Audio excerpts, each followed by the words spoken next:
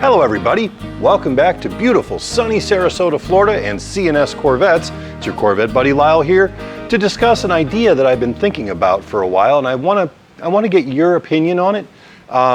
It's about how the Corvette hobby has changed in one certain aspect and how I foresee it changing in the coming 10 or 20 years.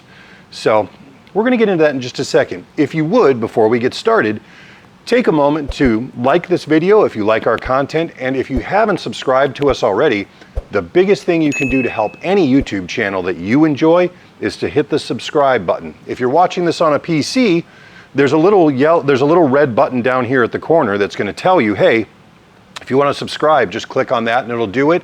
If you're on a cell phone, you go in this way and click here, and that'll get you subscribed as well. So the more people we bring into the subscription pool, the more stuff we're able to do, plain and simple.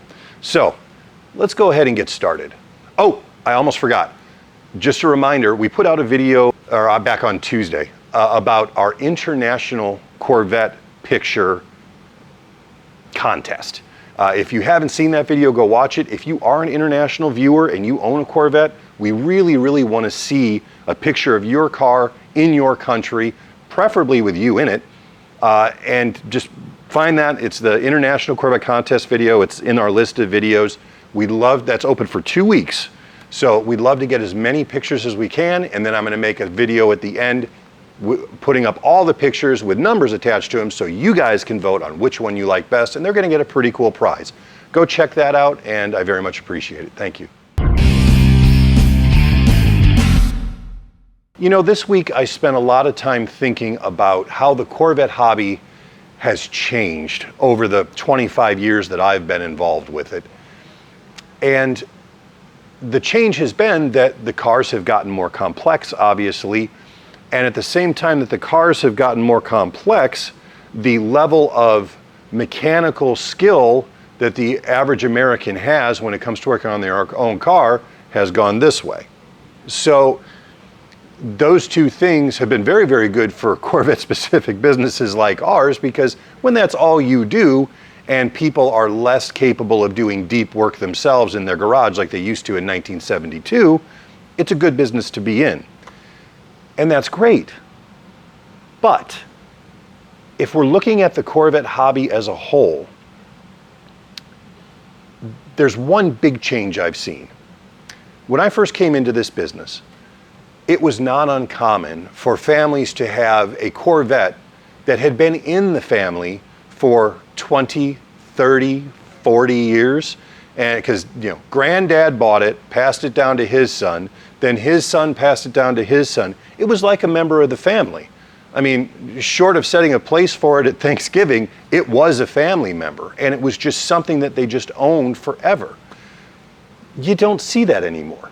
Well, I think there's a reasonable explanation for that. Let's look at just Corvette, since that's what we know. From 1953 through 1980, the general architecture, the general materials and construction, and importantly, the tools needed to work on those cars really didn't change. I mean, if you had a set of SAE mechanics wrenches and could follow a wiring diagram and understood basic mechanical principles, you could maintain that car without any real additional education or knowledge. Especially, you know, granddad taught the son how to work on it, the son taught the grandson how to work on it. It's something they bonded over. It's part of what made the Corvette hobby so strong over multiple generations. But part of that was due to the fact that the cars were relatively purely mechanical and simpler machines. You know, when something's broken, if you can go to, let's say you pull your door latch and your door latch doesn't open, and you pull it, nothing happens. Okay, you take the door panel off and you start at the handle and you work your way back to, okay, so there's the rod coming off the handle. It goes to a pivot. Then another rod hooks into the other side of that pivot and it goes back to the latch. If it's not working, you're going to be able to find the problem mechanically. At one point, it's just not working. When it comes to electronics and computers, though, unless you are trained in that diagnosis and trained in how to program hack whatever, like, engine control modules, body control modules. It's really hard to work on the car yourself. I mean, yes, you can still change spark plugs. Yes, I mean, look at half of the how-to videos we make. Yes, there are things you can do, and having your hands involved in the car is imperative to the relationship you have with your Corvette and the continued sustainability and hopefully growth of the hobby. But when I look at cars like the C6 or the C7 or the C8, those cars are so complicated. I mean, they're marvels of engineering, don't get me wrong, but they're so complicated that unless you have a mechanical engineering degree and were a line mechanic for 10 years, recently, I don't know how much you can do on those cars yourself. Also, we're seeing now with the C5, the C6, the C7, that as these cars age out, some of the key electrical and electronic components are not being reproduced. Once GM discontinues them, nobody's picking them up. That's worrisome for the future, because you're going to run out of good used salvage items eventually.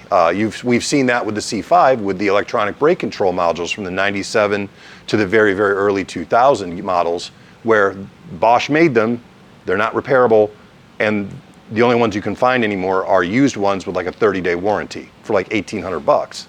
And that's a tough gamble to take on a car that's worth $12,000, $13,000, $14,000. So what do I see happening with the hobby in the next 10 to 20 years? What I don't see is families keeping modern Corvettes. And when I say modern, I'm really kind of the C5, but mostly the C6 and newer, because the C5 is still pretty analog.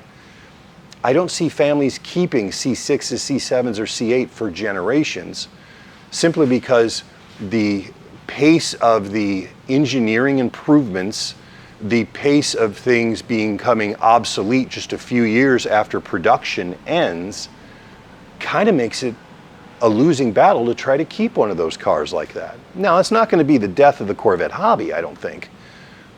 But what I see is that people are going to buy a new or newer Corvette and keep it for 3, 4, 5 years, enjoy the heck out of it, and then either move on from Corvette or move up to a newer Corvette that they can enjoy for an additional 3, 4, 5 years without having to worry about parts availability or fixability or maintainability of the vehicle. And that'll still be okay. The Corvette market's going to survive. The C9 is going to come along in a couple of years, and it'll be even crazier and more amazing and faster and better than the C8. But I think we're losing something in the hobby if we aren't able to make the Corvette a more or less permanent part of the family. Those are the kind of bonds and long-term relationships that build trust and love, just like in people. And if you're treating Corvette ownership more like a long-term lease, and because you're going to get rid of it eventually, I'll be interested to see how that changes the hobby. I don't know, I'm guilty of keeping cars way past their expiration date because I'm sentimental. I have a relationship with each of my vehicles. It is my friend. It is somebody that I've spent a lot of time with. It's somebody that I trust. It's somebody that I've put blood, sweat, and tears into that relationship to keep it going. And it's not that people aren't willing to do that anymore, but I mean, the complexity of the cars by itself prohibits a lot of that. And the fact that most people haven't had grease under their fingernails as they grew up, working with dad or granddad or Uncle Jim or whatever, that also hurts it. So while I think the Corvette hobby is going to go strong for many, many years to come, I think we're going to lose something in the long-term viability and maintainability of these beautiful classic cars. I don't know. It's just something I've been thinking about for the last week, and I wanted to put it out there for you guys. If you guys have ideas or comments about this, I'd love to hear them below. I think one of the best parts of my week isn't when the video comes out. It's when I get to read your comments and answer them over the following weekend that I really get a chance to talk to, communicate with you guys directly. So give me your thoughts on where you think the long-term viability of Corvette ownership is going to be, starting today and, forecasting forward a decade? Tell me what your thoughts are. I look forward to hearing them. In the meantime, have a great weekend. If the weather's nice where you are, go enjoy your Corvette, especially those of you up north where things are going to start getting pretty soon. Have a great one.